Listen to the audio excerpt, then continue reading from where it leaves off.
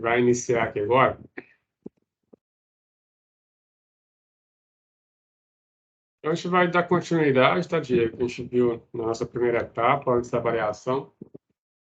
Na aula passada, a gente falou brevemente, fizemos revisõezinhas, alguns exemplos do que nós tínhamos feito de perda de carga, né? Nós vamos falar hoje um pouquinho mais, para finalizar basicamente essa parte de tubulação aberta, é o que tange a questão de verificar, né, bombas e reservatórios. Então, inicialmente, tudo que nós trabalhamos é tentando imaginar, né, ou partindo do pressuposto, qualquer sistema mais econômico possível é o sistema onde a gente vai ter sempre um reservatório mais alto e esse reservatório mais alto vai estar alimentando um reservatório inferior, reservatório de uma cota menor, né, mais baixa.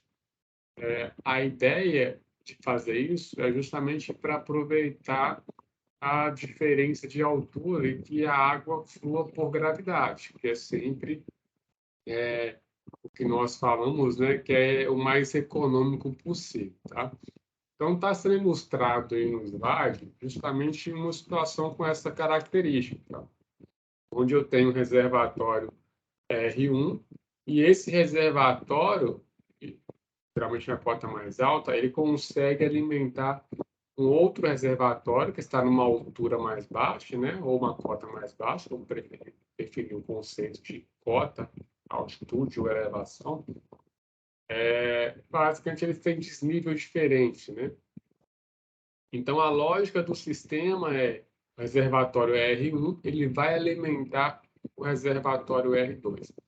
O que acontece no nosso dia a dia, né? No dia a dia de qualquer cidade, de qualquer município que a gente vai trabalhar ou implementar com esses sistemas de distribuição, ocorre que existem alguns períodos do dia que existe o que a gente chama de pico de consumo, né? Que é onde a população, por estar mais gente dentro de casa, eventualmente se consome mais água. Como energia também, né? Então, geralmente, a gente tem esse pico entre 5 e 9, 5 da tarde e 9 da noite, né? Que é onde o pessoal, a grande maioria, às vezes, estão chegando do serviço, vão tomar banho, arrumar suas coisas. Então, tem um consumo mais excessivo. Quando acontece isso, o que geralmente a gente faz, né? A gente dimensiona uma tubulação que vai manter ou que vai levar água até esse sistema, até essas pessoas, uma determinada vazão.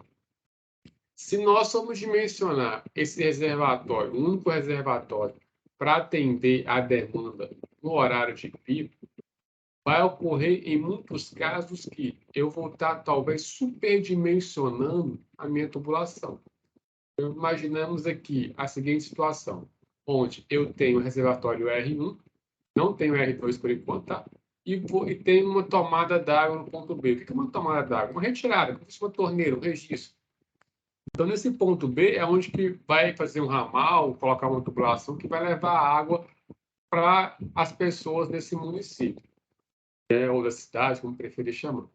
Quando a gente põe nesse ponto B essa retirada d'água, nos horários de baixo pico, eu precisaria de uma tubulação menor, porque a tubulação, nós vimos nas aulas anteriores, a vazão está diretamente relacionada com o meu diâmetro do tubo, né? A gente viu que vazão, que é a vazão, né? A quantidade de água que passa no ponto, ele é basicamente área vezes velocidade. E a área de um tubo, ela é π R ao quadrado. Ou seja, eu dependo do diâmetro do tubo para mim ter uma vazão contínua ou aumentada. Então, quando eu dimensiono um parâmetro R, que é o diâmetro da tubulação, se eu quiser aumentar a vazão, eu tenho que aumentar também a quantidade, o diâmetro do tubo para poder entrar mais água no sistema. Só que Quanto maior o diâmetro, mais caro fica a implementação do meu sistema. Desde a parte de adquirir a tubulação propriamente dita, mas também na sua instalação, né? Quanto maior o diâmetro, maior a largura da vala que tem que ser aberta, maior a área que tem que ser tratada, enfim, é uma conjunção de fatores. Então, na prática, as cidades em geral, né, elas fazem o quê? Quanto maior a cidade, elas criam mais reservatórios para conseguir atender a demanda da população de uma forma geral, para não ficar presa em um único reservatório e ter que, às vezes, dimensionar uma tubulação de 1 metro, de 1 metro de diâmetro, ou 2, que teria que ser para dar vazão para toda uma cidade, por exemplo, como Ipatinga. Então, o que a gente faz, né? O sistema aqui funciona em várias regiões, tem reservatórios diferentes, que armazena água durante o dia, a maior parte do dia, né? E no período de pico, esses reservatórios, em conjunto, eles trabalham atendendo essas demandas. Então, basicamente, isso que ocorre, então, em um determinado sistema ao longo do período do dia, né? A gente vai ter o reservatório R1 sempre mandando água para um ponto de menor cota, né? Nunca vai ser o contrário, ou seja, eu não vou ter reservatório 2 mandando para 1, porque a água ela não sobe morro, né? Sem ter uma adicional de energia, como uma aplicação, utilização de morro, por exemplo. Então, se for de forma natural, que é o que a gente fala que sempre é mais econômico, ele sempre vai ter a água saindo do reservatório mais alto, chegando no reservatório inferior. Tá? Isso é o que nós temos como premissa. Então, a ideia central de qualquer reservatório, como eu disse, né, é mandar água de um reservatório de um ponto que tem uma cota topográfica mais elevada e fornecer para um outro que tem uma cota inferior. Então, no caso, no nosso exemplo aqui, ó, eu tenho o R1 numa cota mais alta do terreno e tenho o R2 numa cota mais baixa. Então, a ideia é que o R1 mande água para o R2 até que a cota altimétrica deles se iguale, né? Eles vão funcionar como se fosse um vaso comunicante. Então, quando a cota da água chegar até o R2, basicamente o que eu vou ter, né? Vou ter basicamente o equilíbrio. Então, quando tiver esse equilíbrio de cota piezométrica, quando elas forem igual, quer dizer que não vai ter mais percolação de água do R1 para R2. Vai estar em equilíbrio, né? Está em equilíbrio, o sistema vai ficar estável. E o ponto QB é onde tem uma vazão, uma demanda de água que vai ser retirada em função, então, da disponibilidade desses reservatórios e do consumo da população. A gente realmente trabalha de forma mais rotineira, tá? Então, nós iremos ter, né, uma tubulação que liga o R1 até o ponto B, que vai ter um comprimento e um diâmetro, e tem uma tubulação que liga o ponto B até outro reservatório, C2. Essas tubulações podem ter o mesmo diâmetro e comprimento ou não. Vamos analisar aqui agora, que vai depender em cada caso de forma específica. Então, nesse caso aqui, ó, essa minha tubulação nada mais é, que nós vimos nas aulas anteriores, de uma tubulação em série. Eu tenho um cano interligado ao outro, né? Então, quando a gente vai trabalhar com perda de energia, por exemplo, a gente tem que levar em consideração que a perda de energia da tubulação em série é somar o que eu perdi na primeira etapa mais o que eu vou perder na segunda etapa, tá? De forma que as vazões que passam entre A e B é a mesma do que passa de B para C. Então, o diâmetro desses tubos não está diretamente relacionado, então, a essas vazões que são iguais, né? Se fosse uma ligação em paralela, como nós vimos, as vazões seriam somadas, mas aqui a gente tem uma ligação em série, né? Um tubo ligado logo em sequência ao outro. Então, dessa forma, a gente vai começar a fazer algumas análises, né? De como se comporta esse material. Então, dessa forma, a gente tem que a perda de carga ela vai ser igual a perda de carga do primeiro trecho, como eu falei, mais a perda de carga do segundo trecho. Eu tenho uma perda de carga entre o ponto A e B, dessa tubulação, e depois uma outra perda de carga devido à tubulação ligando o ponto B até o ponto C. Então, usando as fórmulas que nós já fizemos anteriormente, né, já mostramos até então, a fórmula de perda de carga nada mais é que uma fórmula constante, né? Tipo, quando eu tenho uma constante, vezes uma vazão que é igual para ambos os trechos, vezes o fator de perda de carga devido ao comprimento da tubulação. Então, esse comprimento é devido a um fator de atrito, né? Que nós aprendemos a calcular nas aulas anteriores, obtido através do ábaco. L é o comprimento de tubulação e D é o diâmetro. Então, se eu tenho duas tubulações, eu tenho uma parcela de perda de carga por essa tubulação, mais a parcela segunda. Se eu tivesse uma terceira tubulação antes de chegar no ponto no reservatório R3, eu ia colocar mais F3 vezes L3 dividido por D3 elevado a 15. Quando a gente quando a gente trabalha com essa perda de carga, a gente vai isolar aqui só para definir qual que é a vazão que a gente vai estar obtendo em determinado ponto. Tá? Então, só para ajustar nessa forma que eu expliquei que não existe, tá errado. Então, minha vazão, quando eu isolo, fica ΔH vai ser raiz 0,827 vezes as parcelas correspondentes, né? A F1, L1, D1 mais FL, mais F2, L2 e D2.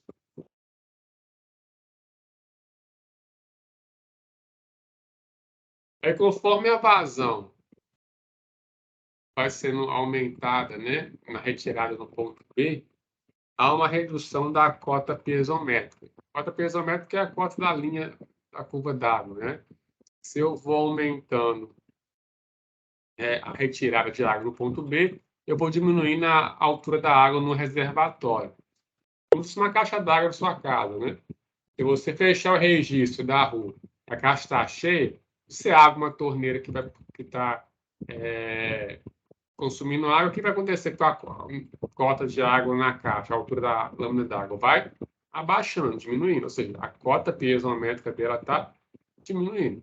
É o que acontece quando eu chego no ponto B, eu vou atender uma cidade e começa a ter consumo, né? A altura que está de água no reservatório vai diminuir. Então, a gente vai ter, basicamente, como por consequência, né, uma redução de vazão que vai chegar lá no reservatório R2. Por quê? Bom, se eu estou tendo um aumento, vou voltar na imagem aqui. Se aqui está fechado, se a minha torneira está fechada no ponto B, toda a água que sai do reservatório 1 vai vir para o reservatório 2.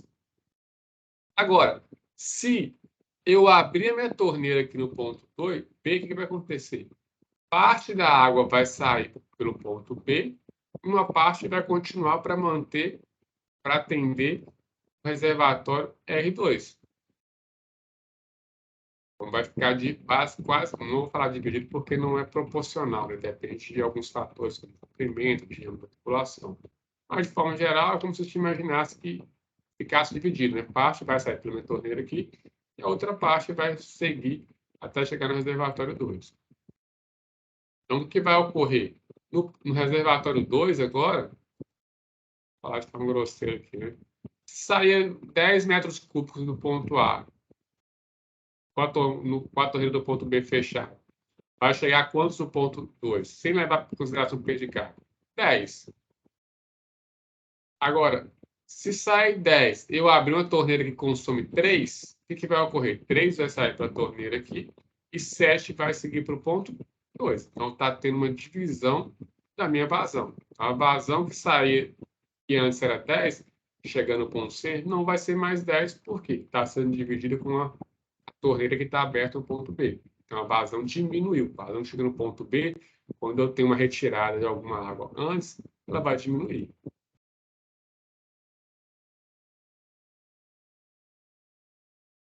Então, o que vai ocorrer, né? Então, a gente vai ter um processo que continua até que você atinja uma cota piezométrica, né? A gente chama de P3. Eu vou ter o nível de água do reservatório 2 ser igualado ao nível de água do ponto B. Nesse ponto mais baixo, o fluxo de B para C, né? A gente vai ter, então, seguindo a fórmula abaixo, como calcular qual que é a vazão que eu vou ter em B quando eu tenho, então, essa variação, né? Essa redução de cota piezométrica. Tá? Então, no momento onde eu paro de ter água indo do ponto B para o C, ou seja, para o reservatório 2, ou de forma mais explícita, toda a água que sai do reservatório 1 vai ser retirada pela torneira que eu abri no ponto B, a fórmula de calcular a vazão ela é a cota piezométrica do meu ponto do reservatório 1 menos a cota piezométrica do reservatório ou do ponto de tomada, né, do ponto B. A gente vai fazer alguns exemplos que é mais fácil para fazer a análise, né? Isso tudo em função da perda de carga só daquele trecho, né? Já que do ponto B para o C, eu não tenho mais influência. Agora, o que vai ocorrer, né? Então, vamos imaginar um ponto, vamos botar para a imagem. O que nós fizemos até então? Imagina, a primeira forma que eu mostrei agora é que a água no ponto B, toda ela que sai do ponto reservatório 1 vai ser utilizada no ponto B. O que vai ocorrer? Vai chegar um momento de pico, esse aqui manda 10 metros cúbicos, vai sair tudo para o ponto B. Mas se a cidade consome 12 metros cúbicos, o que vai ocorrer? Só o reservatório 1 não vai ter como atender ao ponto B. Quando ela mandar tudo que ela tinha direito, vai ocorrer o quê? Parte da água agora para atender a demanda da população vai sair do reservatório R2, que está cheio. Justamente para isso, para no momento que começar a faltar água, pedir mais água no ponto B, a água vai sair automaticamente por esse voltando, né, do C para o B e vai atender a demanda. Então, qual que vai ser a vazão máxima que eu vou ter no ponto B? É quando os dois reservatórios estiver alimentando o ponto B. Como a gente calcula esse momento? É quando eu tenho essa fórmula aqui. A altura altimétrica do primeiro reservatório menos a cota do ponto B, que é a cota altimétrica, né, da minha torneira ali no ponto B, levando em consideração a perda da primeira tubulação, mais a cota altimétrica do segundo reservatório, menos a cota do ponto B, levando em consideração a perda do reservatório 2. Se eu tivesse um terceiro reservatório ajudando aqui, seria a mesma coisa.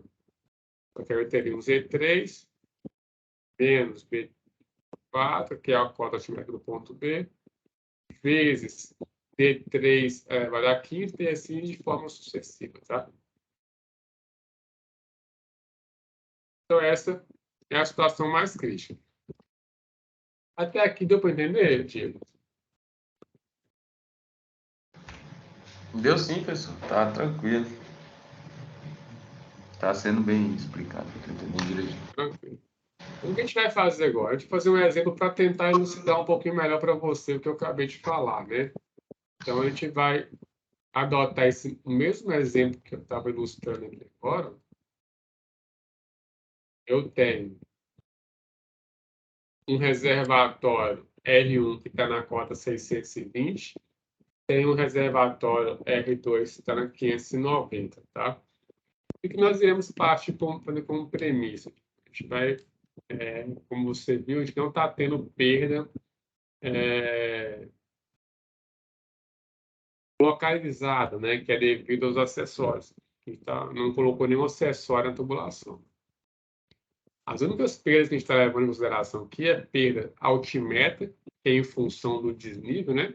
Toda vez que um determinado material sai de uma cota mais alta até chegar num ponto mais baixo, ele tem perda ao longo da própria tubulação do canal, né? Está sendo percorrido. Então, nós vamos calcular agora, basicamente, o que ele pede, né? Qual que é a vazão máxima que vai chegar no reservatório R2? A vazão máxima em B fornecida por R1 e a vazão em B se a cota piezométrica nesse ponto for 510. Então, nós temos as três situações que nós citamos até então. Qual que é a primeira situação? A primeira situação que ele está falando aqui é o seguinte: qual que vai ser a máxima vazão que vai chegar no ponto R2? É quando no ponto B a minha torneira estiver fechada e toda a água que sair do ponto A vir e chegar no ponto C. Então, essa é a minha primeira possibilidade que a gente vai calcular. A segunda possibilidade que ele fala é, olha, qual vai ser a máxima vazão no ponto B se apenas o reservatório R1 atender ele, né? Mandar toda a água do reservatório 1 para ponto reservatório B. Ponto B, desculpa. Então, não tem nenhuma influência do reservatório 2. E a terceira possibilidade é, qual é a vazão em B se a cota piezométrica for 510? Se a cota piezométrica for 510, quer dizer o quê? Que essa cota está menor tanto do que o reservatório R2 quanto do R1. Ou seja, os dois reservatórios vão mandar água para o ponto B. Então, vou ter água saindo do reservatório 1 e água saindo do reservatório 2. É o que nós iremos fazer aqui agora. Então, são essas três possibilidades que nós teremos, né? Então, a primeira parte, né, que é calculando a vazão em R2. Tá? Então, a vazão em R2, eu vou ter basicamente água saindo, né, como eu disse, do reservatório 1 e indo direto para o reservatório 2, tá? Então, a fórmula para calcular, né, a vazão, basicamente ela leva em consideração a perda de carga, né? E essa fórmula aqui.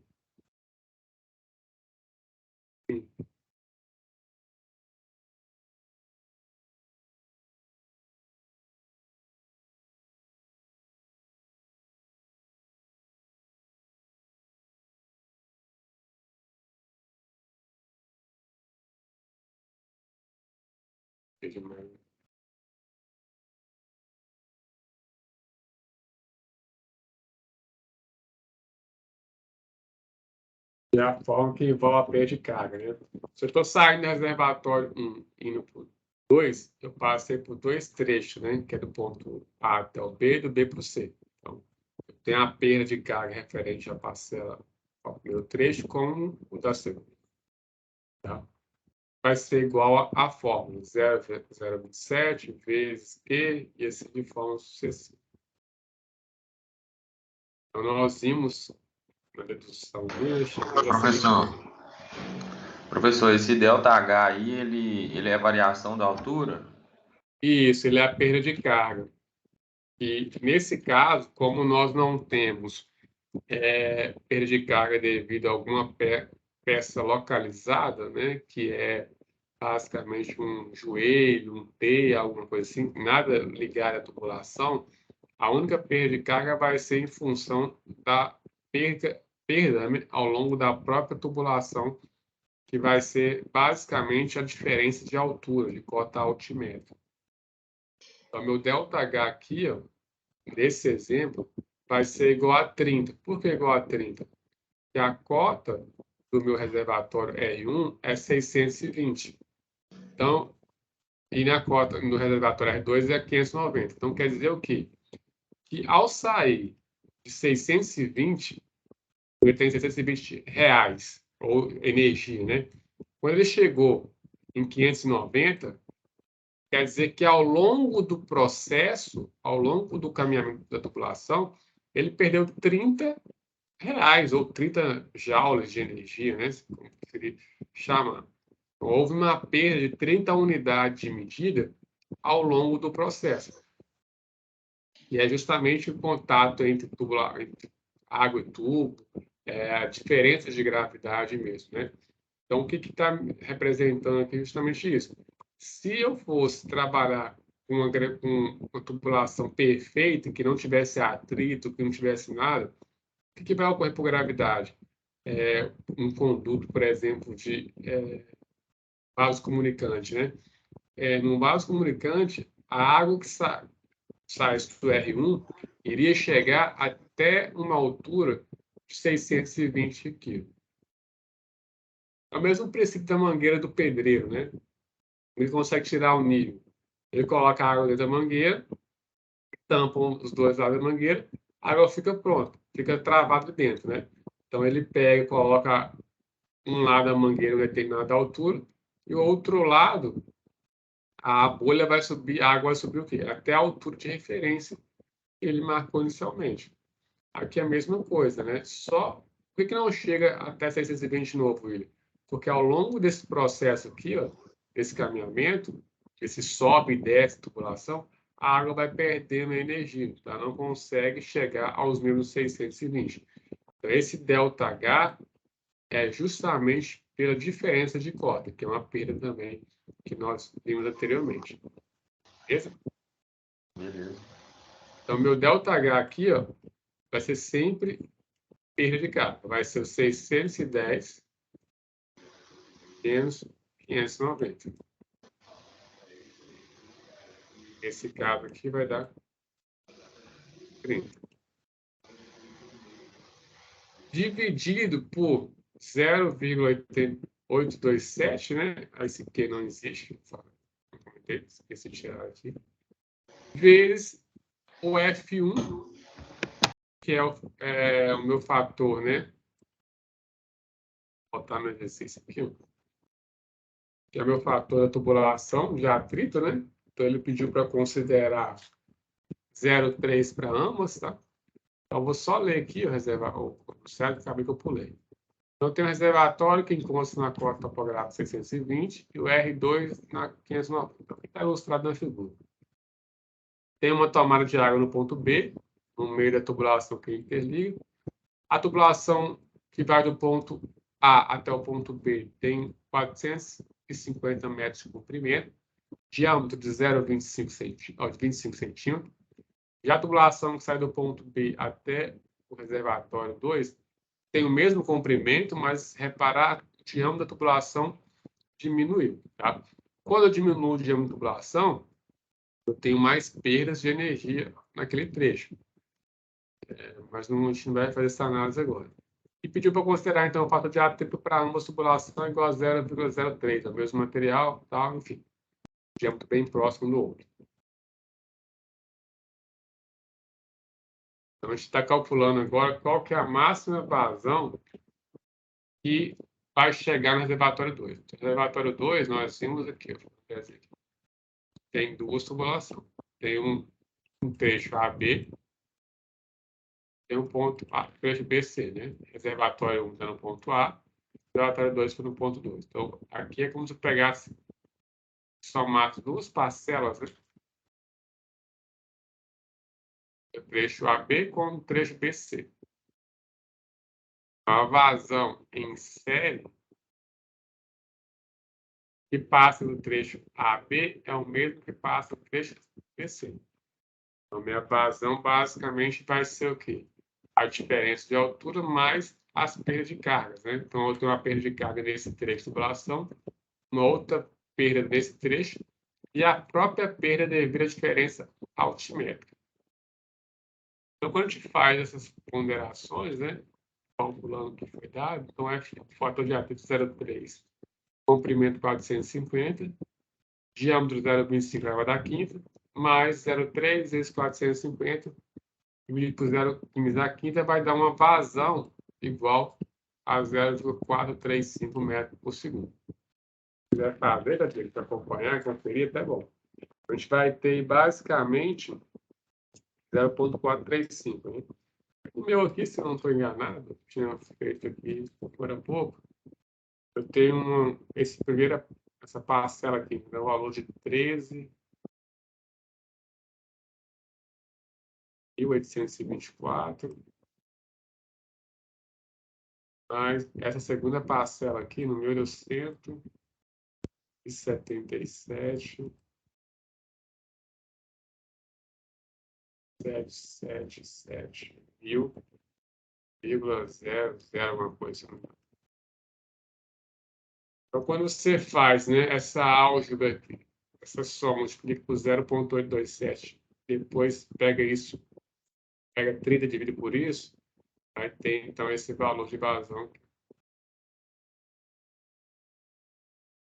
Então, isso aqui ó, é o que vai chegar no R2 se a torneira que está no ponto B estiver fechada, tá?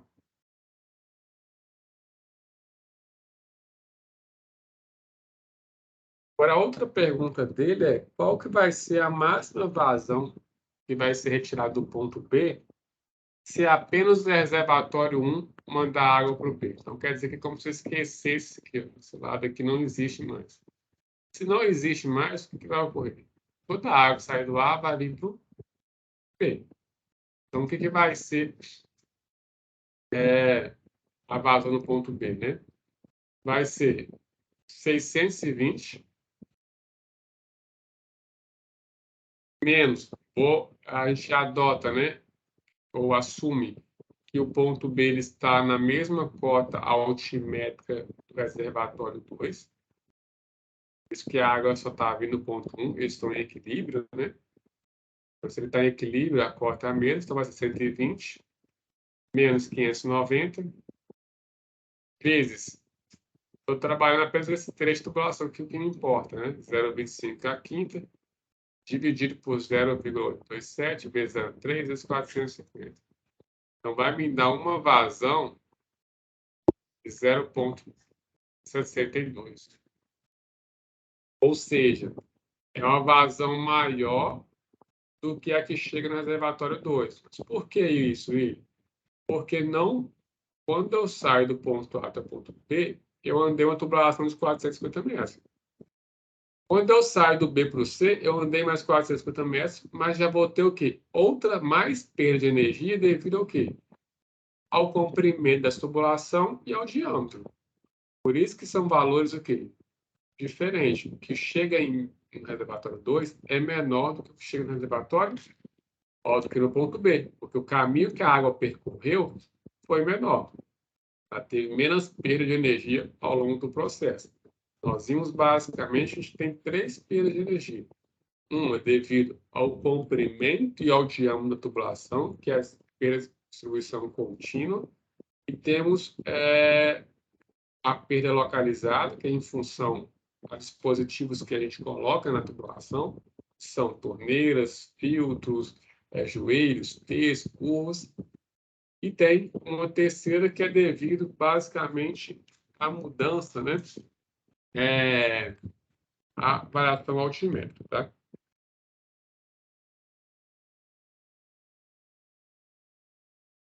Então, dessa forma, o que a gente tem? A vazão máxima proporcionada pelo reservatório R1 no ponto B vai ser 0,62. Então, nós respondemos as duas perguntas, tá? A terceira pergunta que ele faz é: e quando o meu sistema, né, meu ponto B, não tiver mais na altura do ponto A, reservatório 2, mas sim tiver numa cota piezométrica mais baixa? Então, antes a gente estava imaginando isso aqui, ó. E, ó, bem grosseira, né? Ponto B aqui, ó.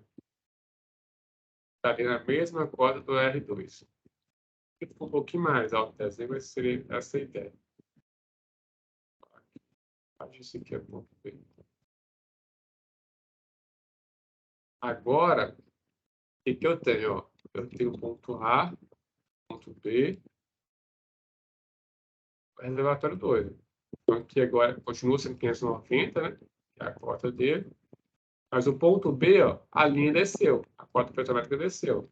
Então, aqui passa a 510. Então, quando passa a ser 510, quer dizer o quê? Que os dois reservatórios vai começar a mandar água agora para o ponto B. Então, para fazer esse cálculo, o que o reservatório 1 manda para o ponto B, mais o que o reservatório 2 vai mandar agora para o ponto B. Como a gente vai calcular isso? Da mesma forma que calculou anterior aqui. Ó. Quando eu tinha o reservatório 1 mandando água para o ponto B, eu só considerei a parcela de perda devido ao primeiro trecho de tubulação. Agora eu vou considerar a outra parcela, que eu vou ter o reservatório 2 mandando água também. Por que eu vou calcular de novo do trecho 1? Porque o ponto B2, que é a cota altimétrica do reservatório do ponto B, variou. Nós tínhamos feito antes com a cota 590. Agora a cota 510. Vou pegar 620, que é onde está o reservatório, a altura dele, menos a altura que está o ponto B, vezes diâmetro da primeira tubulação, elevado à quinta, dividir tudo isso por 0,827 vezes 0,03 vezes 400. Mas agora a parcela da direita aqui, ó. O reservatório está na cota 590, vou mandar água para uma cota 510. A perda, ou a diferença de altura, vai ser 590, né? 590 menos 510, 80 metros. Que é o meu ΔH aqui. Esse é o diâmetro dessa tubulação, que é 0,15 a quinta, né? Raiz de 0,827 vezes 0,3 vezes 450. Eu vou ter aqui, então, um volume, né? Ou uma vazão de 0,384 metros por segundo de vazão que vai estar chegando no ponto B quando os dois reservatórios estiver alimentando essa cidade, por exemplo. Ok, Diego? Professor, deu para entender, mas tem que dar uma estudada, né? Não, sim, mas assim, só voltando aqui rapidinho, então. Tudo isso aqui é um processo de abastecimento de qualquer cidade, tá? Porque, tipo, eu entendi, mas isso depende muito da análise, né? Tem que aprimorar essa análise aí do que está ocorrendo, né? Isso que é o mais, assim, não que é o mais difícil, mas é a falta do hábito, né? Algo novo que você está acostumado a ver. Mas, de forma geral, o que nós vamos sempre ter, né? Sempre um reservatório mais alto alimentando mais baixo. É o princípio que tem na casa da gente, né? Como a gente coloca a caixa d'água? Sempre lá no telhado, né? Que é o ponto mais alto. E a partir daquele ponto mais alto, se tiver energia ou não na sua casa, se abre a torneira, a água vai descer. Por quê? Está saindo um ponto mais alto para um ponto mais baixo. Isso é o princípio. A não ser que você more num prédio muito alto, o que o pessoal faz? Faz o que a gente vai falar mais à frente, que é o seguinte: a água não consegue subir por gravidade até a sua caixa. Então, coloca um reservatório no chão e bombeia. A partir dele, você consegue mandar de um ponto mais baixo para o alto. Mas qualquer sistema de tratamento de água que as empresas fazem, para não ficar gastando energia com bomba o tempo todo, é pegar a água de um lugar mais alto e mandar por gravidade para um ponto mais baixo. Então, esse é o primeiro princípio. Então, independente se eu tenho consumo em um ponto intermediário ou não, a água que sai do reservatório 1 ela vai entrar na tubulação e vai ir para o ponto 2, reservatório 2. O que vai acontecer? Se sair do reservatório 10 metros de água, de volume, vai chegar a 10 metros no ponto 2? Vamos esquecer que tem o ponto B como tomar de água. Não. Por que não vai chegar a 10 metros de material de água? Porque ao longo da minha tubulação aqui, ó, tem perdas devido ao comprimento. Esse é um ponto. Então vai chegar uma quantidade menor porque saiu. Essa é uma análise a ser feita. A segunda análise é como que a gente calcula isso? É o que nós fizemos anteriormente, né? A vazão em ambas as tubulações não ser sempre igual, basicamente. Então, eu vou considerar as perdas ao longo do sistema. Agora, se nós formos colocar uma tomada d'água intermediária, né? O que é isso? Vamos partir do pressuposto que a gente vai colocar as pessoas, né, para poder estar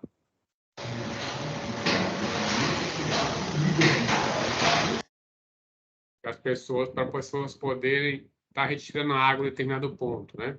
Então, o que nós vamos fazer é fazer esse estudo.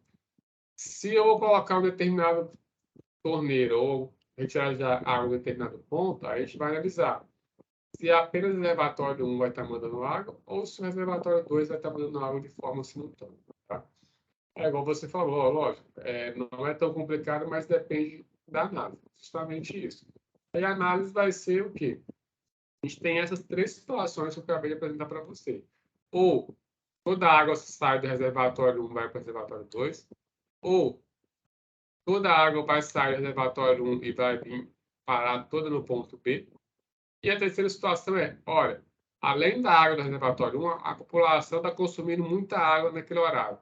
Então, só o reservatório 1 não está dando conta de manter a ponto B abastecido, né? Começou a faltar água na cidade, que vai ocorrer de forma automática.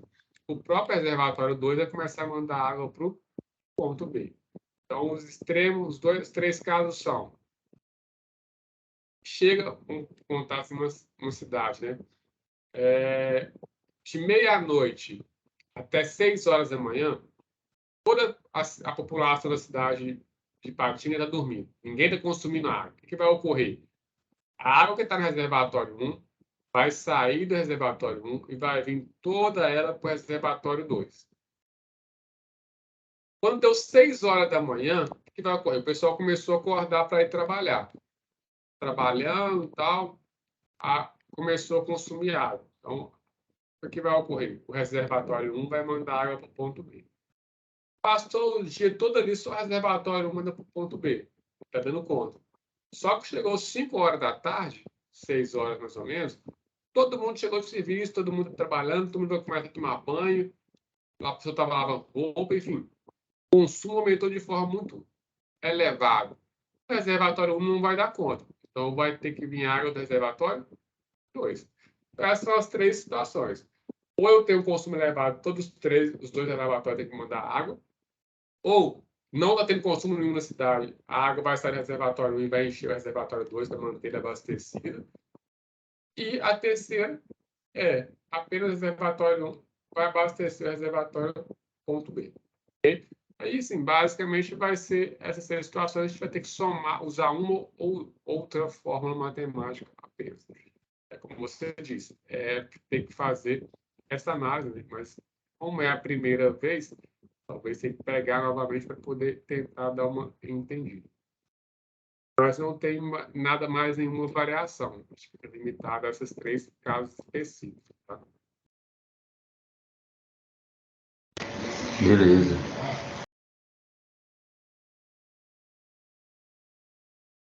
Bom, então a gente vai falar um pouquinho agora de forma breve também. Nós falamos até agora, ali, basicamente, do sistema de gravidade, tá? Que é o mais comum, o mais conveniente, é o que toda cidade torce para ter na sua cidade, que é o mais econômico. Mas hoje, cada dia mais, está mais difícil você conseguir, às vezes, fazer isso, né? Pegar água de um ponto mais alto da cidade e levar para os demais bairros, né? E o pessoal geralmente faz, que é a captação, né?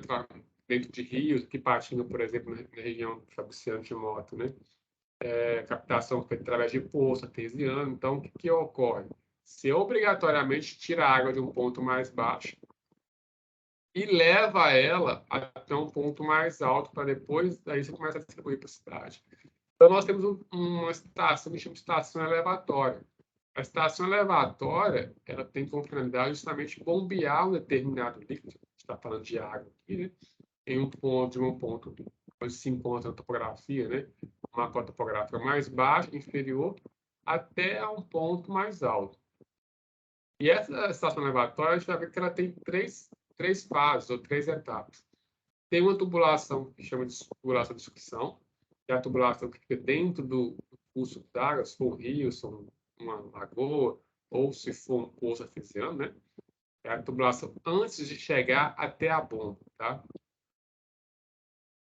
Aqui, nesse caso, que a bomba faz o seguinte, né? Ela puxa, ela suga a água até chegar na próximo motor, e depois esse motor, que é o conjunto motor-bomba, a gente tem a tubulação de recalque, que é a tubulação onde vai mandar água para todo o sistema, até chegar num reservatório mais elevado ou até a casa da pessoa que está sendo tratada. Então, a gente vai dividir esse sistema aqui nessas duas situações, né? Como eu disse, então, tubulação de sucção é a tubulação que está localizada antes do conjunto motor-bomba, né, como eu mostrei para você ali. O conjunto motor-bomba, então, é ele que vai gerar, é uma bomba, basicamente, com motor, bomba hidráulica com motor, que vai impulsionar, empurrar a água, né, até, basicamente, ao seu destino final. Ele geralmente está instalado, né, dentro de uma casinha de alvenaria estrutural, para justamente proteger esse conjunto de intempéries, seja vento, água, pedra, poderia vir danificar o equipamento.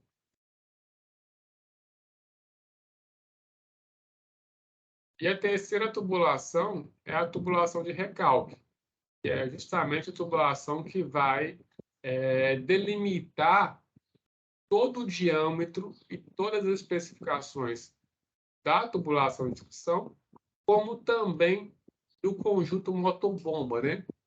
Então não adianta, às vezes, eu ter uma bomba muito potente que empurra 50 metros por segundo, se a tubulação que está depois dela só suporta 10 metros por segundo. Vou gastar um dinheiro comprando uma bomba muito cara para nada. Não tem espaço, não tem condição de eu mandar uma água, toda a água que ela consegue empurrar, porque a tubulação que vai estar à frente é menor.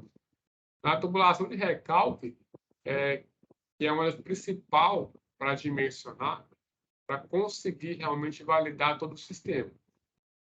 É através dessa unidade que a gente consegue, então, definir as demais, né? Está para você no slide. Então, para determinação, então, do diâmetro da tubulação de recalque, a gente deve atentar para algumas coisas, né? Essas coisas são, basicamente, a perda de carga e a necessidade de transferir energia, né? Como eu falei. Quanto maior o diâmetro da tubulação, menor é a força que a bomba tem que fazer para empurrar a água. Quanto menor é o diâmetro, maior é o esforço que a bomba tem que fazer. Isso gera uma análise que a gente vai ver aqui agora, que é uma análise de custo e benefício, né?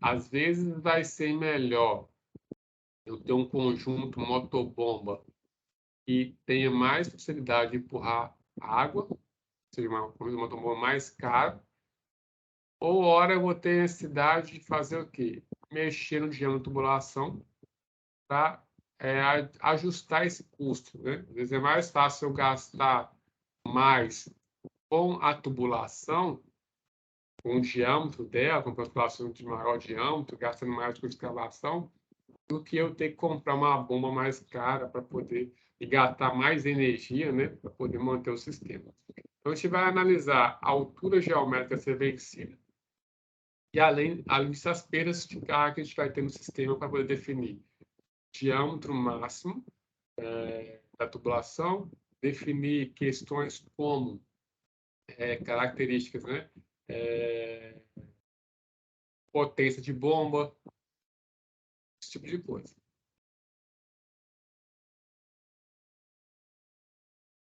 Então, a gente vai ter duas situações, ou dois casos específicos analisados, né? A altura geométrica e a vazão, elas são basicamente prefixadas, pré-estabelecidas, né? Então, eu tenho a altura geométrica, que é a cota do rio ou do poço, ela é fixa. Se eu tenho o rio na cota 10, menos 10, ele vai ficar ali no menos 10, né? Por mais que tenha variação ao longo dos anos, ou dos dias em função de seco ou não, a gente não trabalha com material, com a tubulação no limite, né? Trabalha com uma folga de segurança. Então, a cota estabelecida onde vai estar a boca do meu cano, independente se tem seco ou não, ela vai estar sempre coberta por água. É o estudo que a gente faz, não é o caso de entrar, a gente não entra aqui especificamente, a gente analisa qual seria o caso mais crítico. Tá? Então, a primeira possibilidade é, olha, se a geometria não muda e a vazão é fixa, os custos totais da tubulação do curto elevatório vai ter que incluir basicamente uns custos, né, anual de energia, que vai depender de formas opostas do diâmetro escolhido. Né? Então, primeira possibilidade, se o diâmetro do recálculo escolhido for grande demais, isso implica, né, em baixa perda de carga. Consequentemente, baixa potência necessária do motor para poder empurrar a água. Porém, como eu falei, quanto maior é o diâmetro da sua tubulação, mais caro é esse produto. Uma coisa, se eu vou lá no depósito agora e peço um cano de 3/4, de meio. Outra coisa, eu vou lá e peço um cano de 50 ou 100, né, milímetros, ou 200 milímetros. Quanto maior o diâmetro, mais caro é, porque a espessura da parede do tubo é maior, o diâmetro do tubo, mas tudo influencia no custo total. Isso falando só na aquisição do produto, né? Estou falando na aquisição de instalação, que aí eu tenho que fazer uma escavação geralmente maior, fazer alguns blocos de ancoragem maior, enfim. Então, tudo isso implica em elevar o custo de implantação. Quando a gente faz essa escolha, esse chama do recalque, né, que é a tubulação, porque depois da bomba muito grande, mais do que talvez precisaria, a gente impacta ou implica nesse pequeno problema, né, que é justamente esse custo elevado da tubulação. A segunda possibilidade é a gente imaginar que o diâmetro que a gente escolheu ou definiu para essa tubulação de recálculo seja muito inferior ao que realmente seria adequado, né? Então, se ele é muito pequeno, o que vai ocorrer? Eu vou ter perda de cargas significativa. Ao contrário do anterior, que eu quase não tinha perda de carga, quando eu diminuo o diâmetro, mais atrito entre o líquido e a parede do tubo. Eu estou tendo mais atrito, maior a dificuldade dele andar por dentro do tubo. Né? Dessa forma, a gente tem que ter a necessidade, né? A possibilidade, basicamente, de alterar o sistema operacional. Né? Meu conjunto motor-bomba vai ter um consumo muito maior para poder se manter. Então, e essa possibilidade, basicamente, ela vai elevar, né, o custo de manutenção. Vou ter mais custo de energia, vou ter mais custo para comprar a bomba do que o custo realmente, né, para implantação da tubulação. Tá? Que quanto menor o diâmetro, se eu reduzir o diâmetro, eu vou ter menos custo para comprar os cantos. Sai mais barato comprar os cantos. Né? Essa é uma análise a ser feita.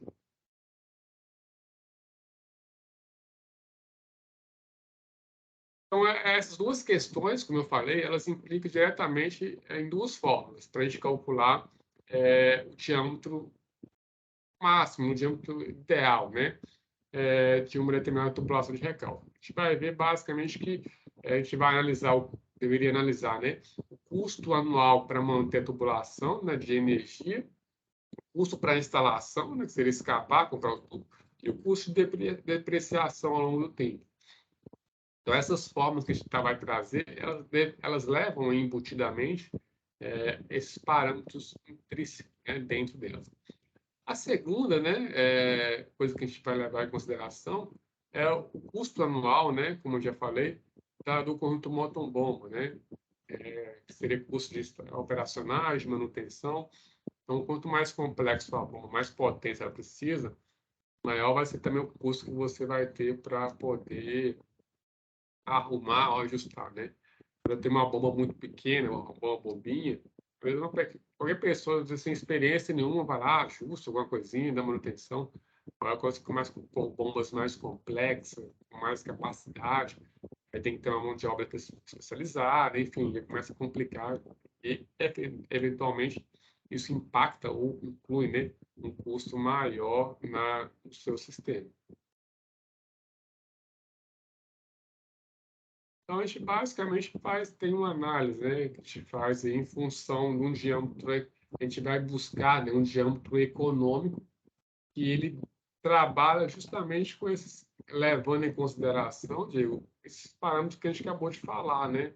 O que é mais econômico? Eu tenho um tubo maior, ele vai me ser mais caro para comprar, mas vou ter menos custo com manutenção, ou é melhor ter mais custo com manutenção e ter menos custo com implantação? Então, a gente faz um contrabalanceamento, né? Onde a gente busca um diâmetro mais econômico. O que é mais econômico? Qual diâmetro vai ser mais econômico, né? Levando em consideração o custo da tubulação, de implantação e o custo do conjunto motor e bomba, né? Então, é basicamente através dessa análise, né, que a gente vai buscar um custo mínimo, que é um meio termo, né? Eu nem vou ficar preso apenas no custo que eu teria apenas de implantação da tubulação e nem apenas no custo que eu teria apenas com o motobomba. Pego o meio termo dos dois, né? Não vou favorecer nenhum nem outro. E acaba que pode ser complicado de eu definir, por exemplo, o custo de uma bomba e um motor, né? Bom, hoje a energia está R$2, sei lá, quilowatt. Amanhã pode estar 5.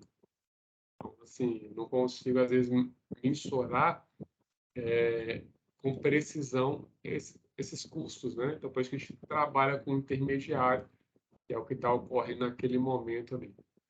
Esse gráfico aqui é só para ilustrar, basicamente, o que representa esse diâmetro efetivo, né? O diâmetro máximo que a gente vai ver, seria diâmetro econômico, para a instalação de qualquer conjunto motor. Aí, a gente tem duas formas para calcular o diâmetro econômico, tá? Tem essa fórmula de Bress que está aí no slide, e a gente vai mostrar uma fórmula da NBR. A de Bress é uma fórmula muito utilizada, que é pela sua simplicidade, só que ela tem uma limitação, tá? A limitação dela, o limitador, ela trabalha geralmente para pequenas potências, né?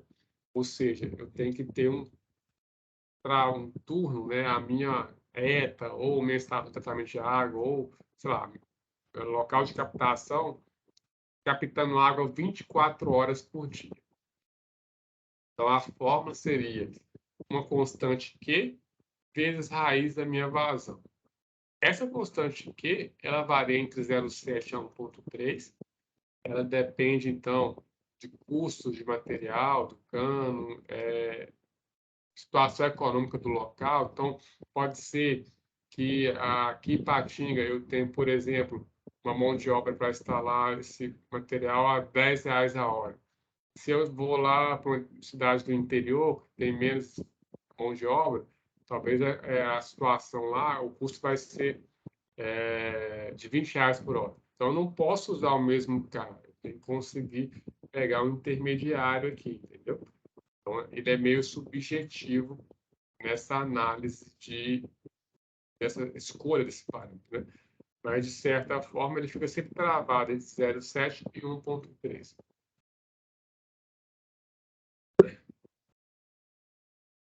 Outro detalhe é que ele se aplica muito bem também quando eu tenho a altura até 6 polegadas, né? São diâmetros aceitáveis. Basicamente 134 milímetros, né? E a outra fórmula, que ela vem sempre funciona de forma sempre muito bem, né? Para períodos principalmente inferior a 24 horas, que é a da NBR 5626. Essa fórmula da NBR 5626, ela não trabalha mais com K variando, né? De 0,7 a 1,3. Ela basicamente já fixa esse K como sendo 1,3. A fórmula, se você analisar, é bem parecida, né? A diferença é que o K já é fixado e aparece uma raiz de x à quarta aí. O que é esse x à quarta? Lá na fórmula de Bresser, é como se eu tivesse essa mesma raiz de x à quarta, só que lá o meu turno sempre vai ser de 24 horas. Então, o que vai ser o x, se fosse olhar na fórmula dele?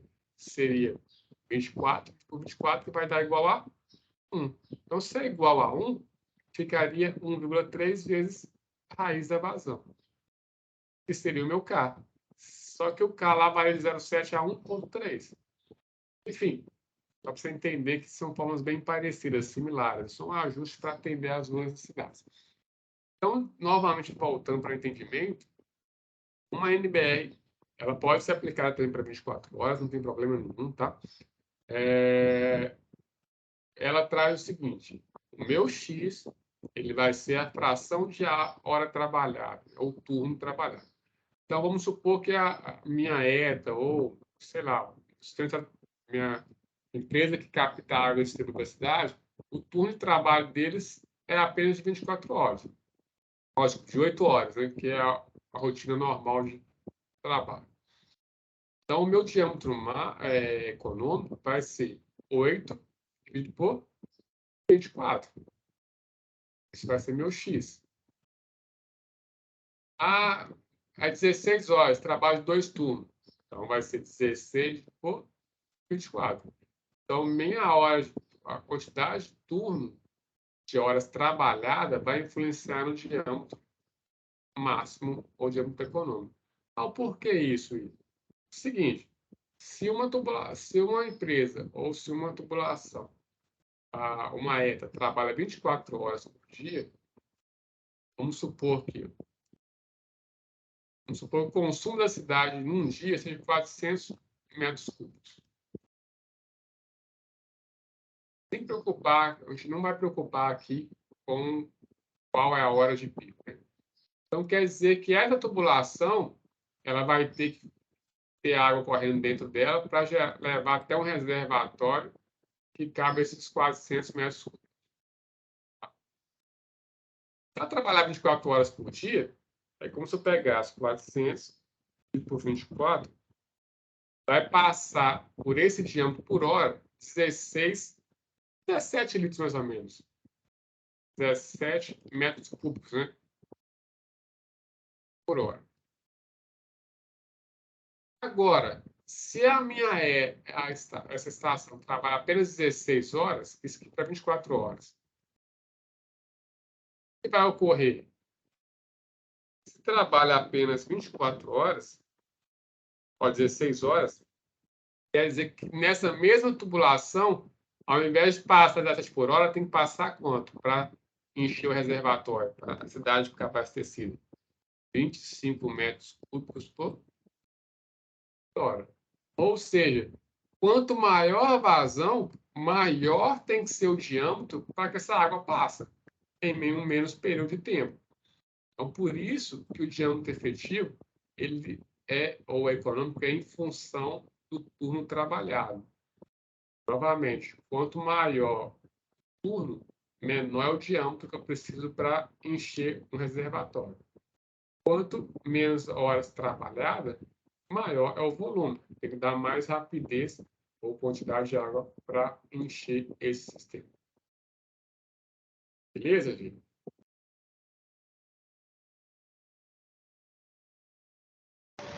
Beleza. Então, vamos fazer um exemplo só para tentar entender, né? Vamos supor que eu tenho uma pequena estação elevatória, tá? Ela deve ser construída para bombear uma vazão de 12 litros por segundo. Ela trabalha em uma operação de 18 horas por dia. Então, se ela trabalha em uma operação de 8 horas por dia, quer dizer que a fórmula para calcular o diâmetro máximo econômico aqui, ó, é a fórmula que trabalha com a NBR, correto? A fórmula de Preston, basicamente, é se eu tivesse 24 horas. Então, a fórmula da NBR é 1,3 vezes x elevado à quarta vezes raiz de Q, que é a minha vazão. Então, ele pergunta, sabendo disso, como seria a forma correta de se calcular, mesmo que de forma inicial, o diâmetro econômico da tubulação de recálculo dessa unidade? Qual seria o seu valor?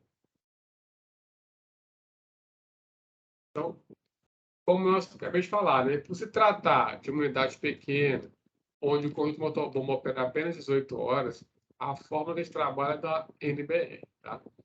Então, 1,3 vezes raiz à quarta de x vezes a minha vazão vai dar aqui um diâmetro de 0,132 metros.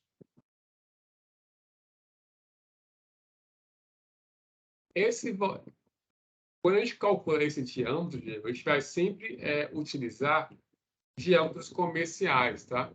Como assim? Vou ter uma tabela e vou verificar qual que é o diâmetro comercial que eu tenho mais próximo aqui. Vou ilustrar aqui. Eu peguei uma tabela aqui de internet. Ó. Eu tenho diâmetro em milímetros, tenho diâmetro em polegadas, tá? Então, eu vou ter quais são os comerciais. Então, eu tenho diâmetro, ó, 3 milímetros, 19 milímetros, 25, 50, 75, 100, 125, 150, que é o de 6 polegadas, 200 milímetros, que é o de 8 polegadas. No nosso exemplo, por exemplo, nós calculamos o diâmetro deu 133 milímetros. Isso aqui é a mesma coisa que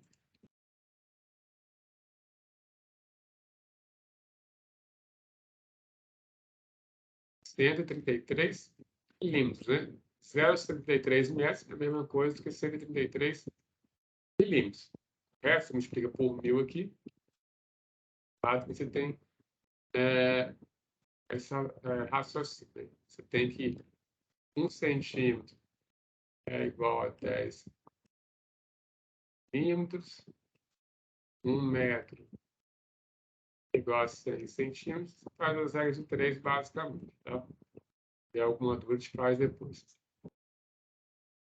Então, quando eu tenho 133 milímetros, o diâmetro que eu vou utilizar é sempre o diâmetro comercial acima desse valor. Ok? A gente vai sempre, em geral, encontrar diâmetros, vou falar fracionados, mas que não existem no comércio. No comércio, o pessoal trabalha de forma padronizada, né? Para que todas as marcas, todas as fábricas façam os mesmos tipos de diâmetro para poder utilizarem produtos de um com o outro, né? Então, esses materiais, esses diâmetros padrões. Esses diâmetros padrões, nós vamos ter aqui alguns, tá? Vou ilustrar. Então, por exemplo, no nosso caso, deu 133. 133 milímetros está entre 125 e 150. Onde a gente vai utilizar sempre o diâmetro superior normatizado ou padrão, que a gente vai utilizar naquele caso, o exemplo ali, uma tubulação de 150 milímetros ou 6 polegadas, como preferir definir. Ok?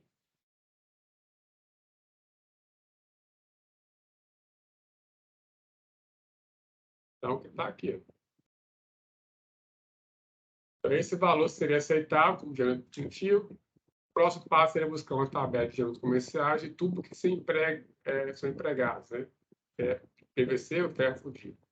E era o diâmetro comercial mais próximo. O diâmetro comercial, nesse caso, mais próximo, de trabalhar sempre superior. A gente ficar trabalhando muito com inferior, que são onde começa a ter gasto, né? Com o corrida do motor.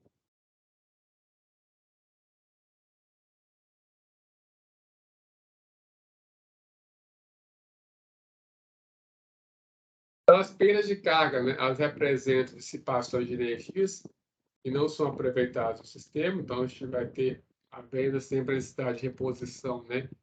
Dessa energia, a gente vai utilizar a bomba. Então, a finalidade da bomba, a ideia é justamente isso. Às vezes eu tenho dificuldade ou tenho perda de cargas excessivas, a gente tem que aumentar, então, a força que a bomba vai impor, né? Ou o motor dela, para poder empurrar essa quantidade de água necessária. Tá? Então, para a tubulação de sucção, a gente vai indicar sempre a adoção, né? Do primeiro diâmetro comercial superior ao determinado para tubulação de recalque, tá? Por que isso? Como eu tenho perda de carga em todo o sistema, a gente vai ter perda de carga sempre da parte inicial até a parte final, né? Se a tubulação de sucção está antes, ela tem que ter um diâmetro maior, porque ela tem que captar mais água. Até ela chegar na bomba já teve perda de energia, da bomba tem mais uma perda, e quando ela entrar na tubulação de recalque, ela já vai ter outra perda. Então, se eu estimo que vai sair 20 metros cúbicos aqui na tubulação de recalque, eu tenho que captar mais de 20. Okay? Então, o diâmetro tem que ser maior. Então, no nosso caso, por exemplo, nós calculamos, se nós adotamos, né, que a tubulação de recalque é 150, a tubulação de sucção vai ser o quê? Uma maior que ela, mais próximo, né? Esse caso vai ser de 200 milímetros, ok? Ou 8 polegadas. Então, a tubulação de sucção é sempre uma superior à tubulação de recalque, em diâmetro.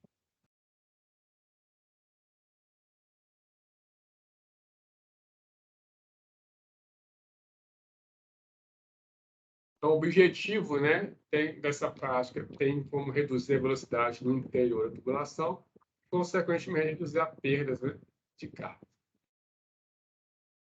Importante aqui, só ressaltar, os reservatórios interligados, ele tem comportamento, né, condicionado ao nível da cota piezométrica, como nós mostramos no início da aula, né? Então, em geral, o reservatório ele encontra-se, né, a uma cota topográfica mais elevada. A gente vai ser, esse vai ser o que vai estar abastecendo na cidade em geral, sendo que os outros, né, serão de compensação, podendo receber ou fornecer água. Nós vimos no exemplo anterior, quando a gente mostrou apenas os dois reservatórios R1 e R2, né? Então, R1 era o reservatório abastecedor, que era a cota mais alta. R2 era o reservatório compensador, né? Ele vai receber a água do reservatório 1 um determinado período de tempo, até ele encher totalmente, e depois ele passa a ser o compensador. Se faltar água para a cidade, ele, relatório 2 manda para o ponto onde seria essa minha demanda. Então, para fazer conexões, né, entre reservatórios que não se encontram em cotas topográficas favoráveis, o fluxo natural é onde nós utilizamos, então, estação de elevatório. É o mesmo caso do nosso exemplo aqui, né? Que a gente geralmente faz, na maior parte dos casos hoje em dia, quando é poço, quando é pega, com um conjunto motor-bomba, manda essa água para o reservatório 1, que está mais alto, e desse reservatório 1, para os demais reservatórios da cidade, eu não preciso mais de bomba, porque como ele está mais alto, a água desce por gravidade e alimenta todos eles. Isso que é a concepção hoje em dia, né? Em geral, então, a gente sai de um ponto de captação, que é a lagoa, manda através do correio do motopompa até o reservatório R1 e dele sai por gravidade para os demais. Tá? Isso é o tradicional. Então, outra coisa importante, né? Quando a gente trabalha com um conjunto motobomba, né? A gente tem três etapas, três sistemas. Que é a tubulação de sucção, que está antes da bomba, que realmente está dentro do poço, dentro da lagoa, dentro do rio, enfim, o que for. O conjunto motobomba, né? E a terceira que é a tubulação de recalque, que é a tubulação que está depois da bomba, que sai da bomba até o reservatório. Nós sempre dimensionamos o contrário, né? Do recalque para a bomba, da bomba para a tubulação de sucção. Tubulação de recalque, nós calculamos o diâmetro dela, né? Máximo econômico através da fórmula de Bess ou da NBR, 5626, que é a mais comum. A tubulação de sucção, nós vamos sempre, né, basicamente, definir ela como sendo uma tubulação superior à encontrada para a tubulação de recalque, justamente para evitar as perdas de carga, reduzindo a velocidade, né? São sempre volumes comerciais. Então, se eu definir um volume comercial para a tubulação de recalque, de 100 milímetros, a próxima tubulação comercial que eu tenho, 150 milímetros, vai ser então uma tubulação de sucção.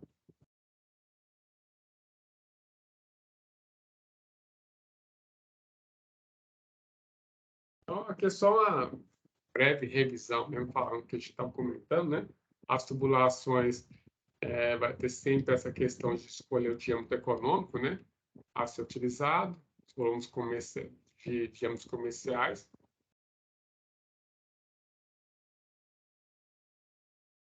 Aí aqui tem um videozinho para poder clicar e depois assistir se tiver alguma dúvida, justamente mostrando esse conjunto, como funciona. Então, se eu consigo pegar aqui.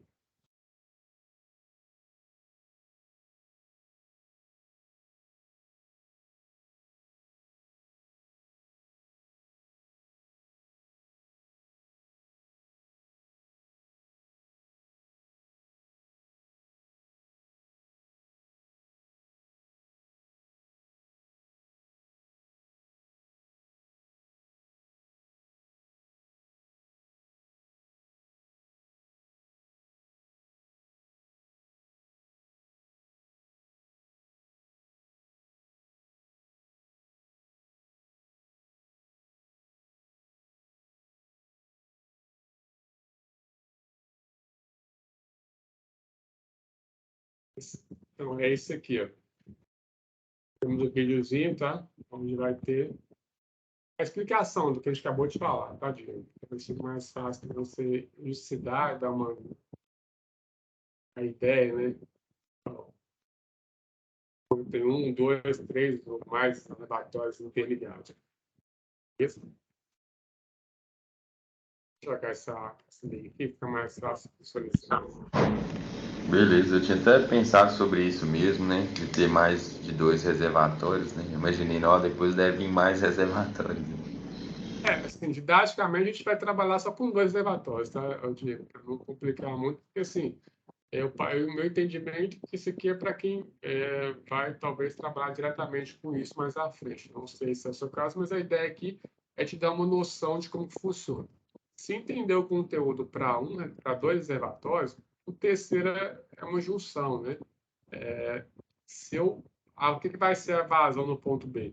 Vai ser do ponto reservatório 1 mais do reservatório 3 mais do reservatório 2. Na verdade, somar as três vazões.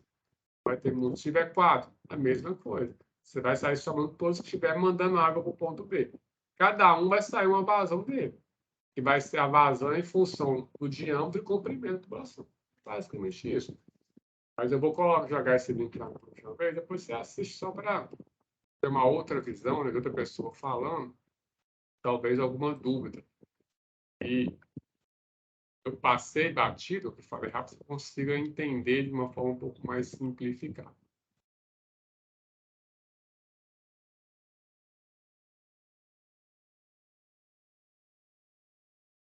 Diego, só aproveitando que eu parei aqui, você chegou a mandar os exercícios da primeira etapa para mim avaliar? Eu não encontrei o seu e-mail. Mandei. Eu Depois você mandei. manda e-mail de novo, você deve ter caído no spam e provavelmente já deletou pelo prazo que eu coloco lá. Mando sim. Vou mandar agora aqui. Beleza. Então, olha só, Diego, basicamente é isso que a gente tem na aula de hoje. Então, o que vai fazer aqui agora? Eu tenho mais os exercícios, né, que estão no final do slide, que são exercícios fechados. Vou deixar para você fazer, aí você me manda eles como avaliação também. Aí você pode se manter a semana para você poder fazer e me mandar. Aí você quer que eu mande tudo junto, então? Não, me manda esses daí. Primeiro eu tenho que lançar essas notas suas até amanhã. Beleza. Aí esses daqui você pode já fazer uma atividade da segunda etapa, né? Aí eu vou. É, aqui, você viu corrigir as provas?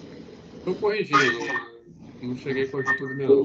Ah, não, mas você viu que tinha uma questão lá que estava com problema, acho que é a 9 que É estava assim, né? faltando. Eu vi que faltou os dados, né?